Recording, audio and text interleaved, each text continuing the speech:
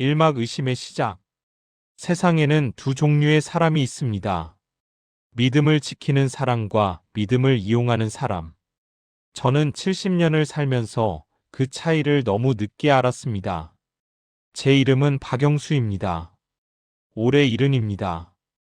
평생을 양계장에서 살았습니다. 아침 5시면 일어나 닭장을 돌았고 저녁 9시가 되어야 집에 들어왔습니다. 손에는 늘 닭똥 냄새가 배어 있었고 옷에는 먼지가 묻어 있었습니다. 하지만 저는 부끄럽지 않았습니다. 이 일로 새 아이를 대학까지 보냈고 이 일로 집 한 채를 마련했으니까요. 아내는 저보다 더 부지런한 사람이었습니다. 새벽같이 일어나 닭모이를 준비하고 저녁이면 계란을 정리했습니다. 여보, 우리 애들 잘 키우면 돼. 그것만 생각해요. 아내의 말은 항상 짧고 단단했습니다. 우리는 서로에게 긴 말이 필요 없었습니다. 그렇게 45년을 함께 살았습니다. 그런데 3년 전 아내가 먼저 갔습니다. 병원에서 췌장암이라는 진단을 받고 석 달 만에 세상을 떠났습니다. 장례식장에는 사람들이 많이 왔습니다. 큰아들, 둘째 딸, 막내딸, 세 아이 모두 눈물을 흘렸습니다. 저도 울었습니다. 하지만 제일 슬펐던 건 혼자 남겨진다는 사실이었습니다. 장례를 치르고 한 달쯤 지났을 때였습니다. 큰아들이 찾아왔습니다. 아버지, 이제 양계장 그만 정리하시고 우리 집에 오세요. 둘째 딸도 말했습니다. 아버지 혼자 그 넓은 집에서 뭐 하세요? 저희가 모시겠습니다. 저는 고개를 저었습니다. 괜찮다. 나는 여기서 일하는 게 좋아. 하지만 아이들은 계속 설득했습니다. 아버지, 연세도 있으시잖아요. 혼자 사시면 외로우시잖아요. 양계장은 저희가 정리할게요. 걱정 마세요. 저는 망설였습니다.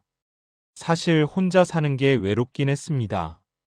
밤이면 아내가 보고 싶어 잠을 이루지 못했고, 아침이면 빈 식탁 앞에서 밥을 먹었습니다. 그래서 저는 생각했습니다. 아이들이 날 걱정해 주는 거구나. 이제는 내가 가족 곁에 있어야 할 때인가 보다. 그렇게 저는 결정을 내렸습니다. 양계장을 정리하고 큰아들 집으로 가기로 했습니다. 아이들은 기뻐했습니다. 아버지, 잘 결정하셨어요. 이제 편히 지내세요. 그때는 정말 그렇게 믿었습니다. 이 선택이 맞는 줄 알았습니다. 하지만 세상에는 알 수 없는 것들이 있습니다. 사람의 마음도 그중 하나입니다.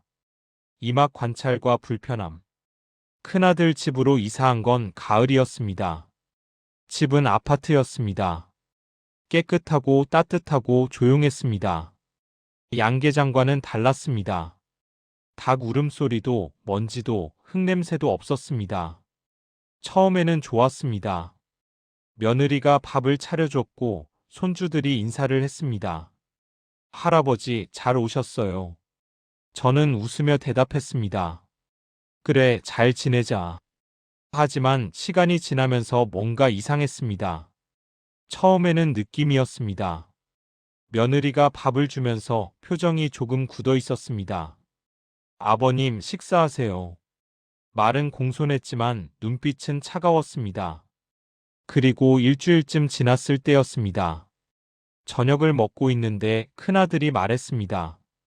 아버지, 양계장 땅이랑 재산 정리는 언제 하실 거예요? 저는 숟가락을 멈췄습니다. 그게 아직 생각 중이다. 큰아들은 웃었습니다. 아버지, 이제 저희가 다 해드릴게요. 아버지는 편히 계시기만 하세요. 저는 고개를 끄덕였습니다. 하지만 마음 한구석이 불편했습니다. 왜 그렇게 재산 이야기를 먼저 꺼낼까? 며칠 후 둘째 딸이 찾아왔습니다. 아버지, 양계장 땅명에 이전하는 거 서류 좀 준비해 주세요. 저희가 대신 처리해 드릴게요. 저는 잠시 망설였습니다. 그래도 내가 직접. 둘째 딸이 말을 끊었습니다. 아버지, 번거로우시잖아요. 저희한테 맡기세요. 그렇게 말하는 둘째 딸의 얼굴에는 웃음이 없었습니다. 저는 그냥 고개를 끄덕였습니다. 그리고 한 달이 지났습니다. 이상한 일들이 반복되기 시작했습니다. 아침에 일어나면 며느리가 차가운 목소리로 말했습니다. 아버님, 방에서 좀 조용히 계세요. 애들 공부해야 하거든요. 저는 텔레비전도 작은 소리로 봤고 걸어 다닐 때도 조심했습니다. 하지만 며느리의 표정은 점점 더 굳어졌습니다. 저녁 식사 시간도 달라졌습니다. 처음에는 함께 먹었는데 어느 순간부터 따로 먹게 됐습니다. 아버님은 방에서 드세요. 오늘 바빠서요. 며느리는 쟁반에 밥을 담아 제 방에 가져다 줬습니다. 저는 혼자 방에서 밥을 먹었습니다. 텔레비전 소리만 들리는 방에서 혼자. 가끔 손주들이 학교에서 돌아오면 인사를 했습니다. 할아버지 다녀왔습니다. 하지만 그게 전부였습니다. 손주들은 금방 방으로 들어갔고 저와 이야기를 나누지 않았습니다. 어느 날 밤이었습니다. 화장실을 가려고 일어났는데 거실에서 소리가 들렸습니다. 큰아들과 며느리가 이야기하고 있었습니다. 여보, 아버지 언제까지 계실 거예요? 며느리의 목소리였습니다. 재산 정리만 끝나면 그때 다시 생각해보자. 큰아들의 대답이었습니다. 저는 그 자리에 얼어붙었습니다. 가슴이 철렁 내려앉았습니다. 재산 정리만 끝나면? 그럼 나는 어떻게 되는 거지? 저는 조용히 방으로 돌아왔습니다. 잠을 이룰 수 없었습니다. 밤새 천장을 바라봤습니다. 아내가 떠올랐습니다. 여보, 내가 잘못 선택한 걸까? 대답은 없었습니다. 다음 날 아침 저는 결심했습니다. 더 이상 이 집에 부담을 주고 싶지 않았습니다. 그리고 무엇보다 확인하고 싶었습니다. 내 자식들이 정말 나를 생각해 주는 건지, 아니면 다른 무언가를 바라는 건지, 믿음을 지키는 사람과 믿음을 이용하는 사람. 저는 70년을 살면서 그 차이를 너무 늦게 알았습니다. 산막 결정적 선택. 일주일 후 저는 아이들을 불렀습니다. 큰아들, 둘째 딸, 막내딸. 3명 모두 모였습니다. 저는 서류를 꺼냈습니다. 양계장 땅명의 이전 서류, 통장, 도장. 이걸 너희에게 다 주겠다. 저는 담담하게 말했습니다. 큰아들의 눈이 반짝였습니다. 아버지, 정말요? 둘째 딸도 웃었습니다. 아버지 걱정 마세요. 저희가 잘 관리할게요. 막내딸만 조용히 앉아 있었습니다. 표정이 어두웠습니다. 아버지 정말 괜찮으세요? 막내딸이 물었습니다. 저는 고개를 끄덕였습니다. 괜찮다. 이제 너희가 관리하는 게 맞아. 그렇게 저는 모든 걸 넘겼습니다. 평생 모은 재산, 양계장 땅, 통장까지. 서류에 도장을 찍는 순간 제 손이 떨렸습니다. 하지만 저는 믿고 싶었습니다. 내 자식들은 날 버리지 않을 거야. 가족이잖아. 서류를 넘기고 나서 큰아들이 말했습니다. 아버지, 이제 편히 쉬세요. 둘째 딸도 말했습니다. 저희가 다 알아서 할게요. 저는 웃었습니다.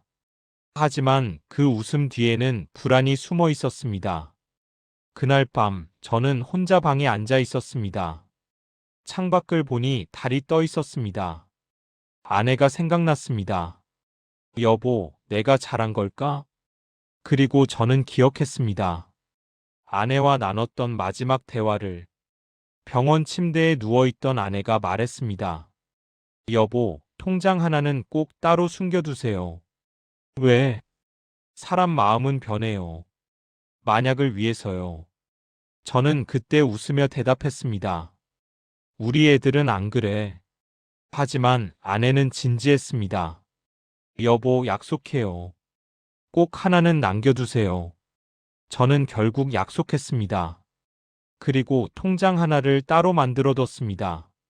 아무도 모르게. 그 돈은 많지 않았습니다. 하지만 혼자 살아갈 수 있을 만큼은 됐습니다. 저는 그 통장을 가슴에 품고 잠들었습니다. 사막 반전의 진실. 재산을 넘기고 일주일이 지났습니다. 분위기가 확 바뀌었습니다. 며느리의 태도가 달라졌습니다. 아버님, 오늘부터 식사는 혼자 해결하세요.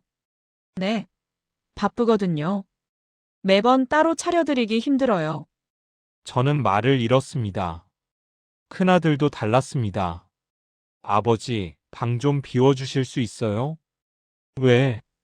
큰애가 방이 필요하대요. 아버지는 작은 방으로 옮겨주세요. 작은 방은 창문도 작고 햇빛도 잘 안 들었습니다. 저는 짐을 옮겼습니다. 말없이. 둘째 딸도 연락이 뜸해졌습니다. 전화를 해도 받지 않았고 찾아가도 바쁘다며 돌려보냈습니다. 아버지, 저 지금 바빠요. 나중에 연락드릴게요. 그 나중에는 오지 않았습니다. 한 달이 지났습니다. 저는 큰아들 집에서 유령처럼 살았습니다. 아침에 일어나도 아무도 저를 보지 않았고 저녁에도 혼자였습니다. 가끔 손주들이 지나가면 눈을 마주치지 않았습니다. 할아버지는 이상해. 한 번은 손주가 그렇게 말하는 걸 들었습니다. 저는 가슴이 무너졌습니다. 어느 날 밤 저는 큰아들을 불렀습니다.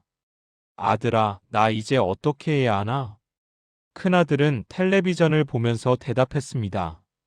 아버지, 알아서 하세요. 뭐? 이제 재산도 다 정리했잖아요. 저희도 바쁘거든요. 저는 그 말을 듣고 깨달았습니다. 아, 이 사람들은 나를 원한 게 아니었구나. 재산을 원했구나. 그날 밤 저는 처음으로 울었습니다.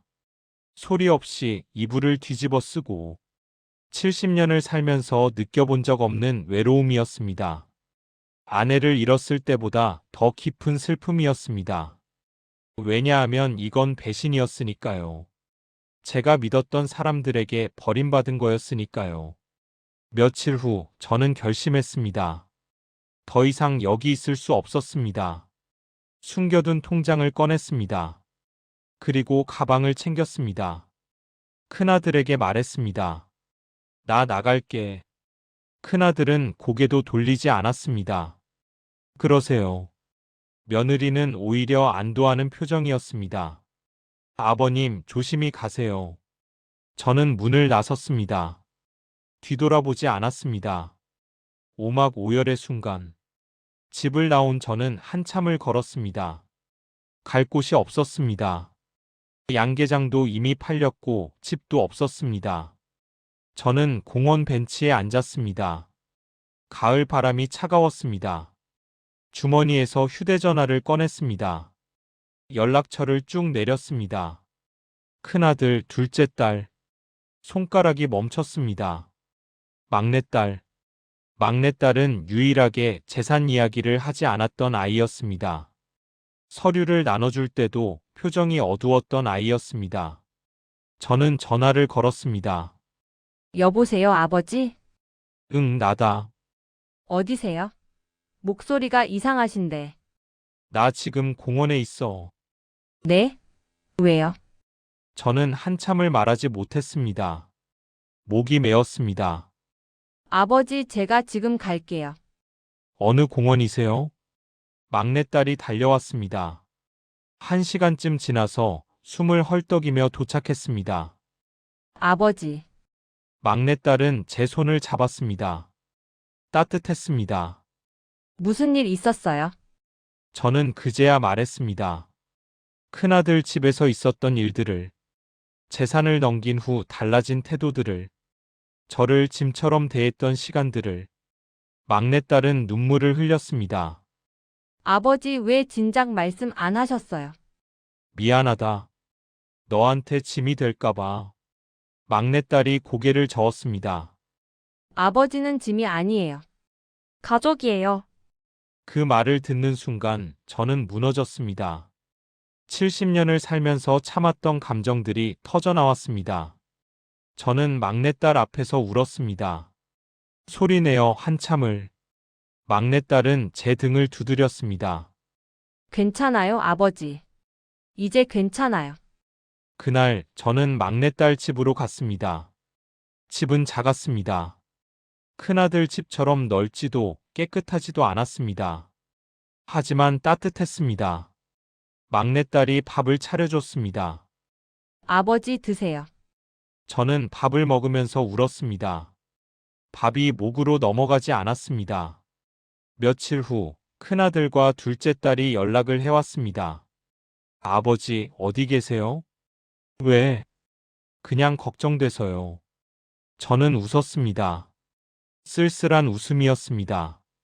걱정은 무슨? 재산 다 받았으면 됐잖아. 아버지, 그게 아니라. 저는 전화를 끊었습니다. 더 이상 듣고 싶지 않았습니다. 육막 인생의 문장. 막내딸 집에서 석 달이 지났습니다. 저는 천천히 회복되고 있었습니다. 마음이 조금씩 가라앉았습니다. 막내딸은 저를 존중해줬습니다. 아침에 일어나면 함께 밥을 먹었고, 저녁이면 산책을 나갔습니다. 아버지 오늘 날씨 좋네요. 그래, 좋구나. 우리는 긴 말이 필요 없었습니다. 그냥 함께 있는 것만으로 충분했습니다. 어느 날 막내딸이 물었습니다. 아버지 오빠들한테 연락 안 하세요? 저는 고개를 저었습니다. 할 말이 없어. 그래도 가족인데. 가족이라고 다 같은 가족이 아니더라. 막내딸은 잠시 침묵했습니다. 아버지 후회하세요? 뭘? 재산을 다 주신 거요. 저는 한참을 생각했습니다. 후회는 안 해. 그걸로 배웠으니까. 뭘요? 사람의 진심은 가진 게 없을 때 드러난다는 걸. 막내딸은 고개를 끄덕였습니다. 저는 창밖을 바라봤습니다. 너는 왜 재산을 바라지 않았어? 막내딸이 웃었습니다. 전 아버지가 필요했거든요. 돈이 아니라. 그 말이 가슴에 박혔습니다. 저는 아내가 남긴 통장을 꺼냈습니다. 이거 받아라. 이게 뭐예요? 내 엄마가 남긴 거야. 만약을 위해 숨겨뒀어. 막내딸은 고개를 저었습니다. 아버지 전 필요 없어요. 괜찮아. 넌 받을 자격이 있어. 막내딸은 결국 받았습니다. 하지만 그 돈을 쓰지 않았습니다. 아버지 병원비로 쓸게요. 저는 웃었습니다. 이 아이는 끝까지 저를 생각해주고 있었습니다. 겨울이 왔습니다. 저는 막내딸 집 창가에 앉아 있었습니다. 눈이 내렸습니다. 하얗고 조용한 눈. 저는 생각했습니다. 내가 잘못 산 건 아니었어. 다만 누구에게 주는지를 몰랐을 뿐이야. 사람은 모든 걸 다 주고 나서야 알게 됩니다. 누가 진짜 나를 사랑했는지, 누가 내 곁에 남을 사람인지. 저는 70년을 살면서 마지막 순간에 깨달았습니다. 재산은 사람을 시험합니다. 그리고 그 시험을 통과한 사람만이 진짜 가족입니다. 막내딸이 차를 가져왔습니다. 아버지 드세요. 고맙다. 저는 따뜻한 차를 마셨습니다. 창밖의 눈을 바라보며 생각했습니다. 여보, 당신 말이 맞았어. 사람 마음은 변하더라. 하지만 변하지 않는 사람도 있어. 그게 우리 막내야. 저는 이제 압니다. 모든 걸 다 주고 나서야 진짜가 보인다는 걸. 그리고 그 진짜 한 사람이면 충분하다는 걸. 세상을 살아가는 여러분께 말씀드립니다. 재산은 언제든 줄 수 있습니다. 하지만 그 전에 사람을 먼저 보십시오. 돈을 보는 눈과 당신을 보는 눈은 다릅니다. 그 차이를 느낄 수 있어야 합니다. 너무 늦기 전에. 저는 지금 행복합니다. 작은 방에서, 작은 밥상 앞에서. 하지만 진심 어린 사람 곁에서. 그것이 제가 70년을 살며 배운 마지막 문장입니다.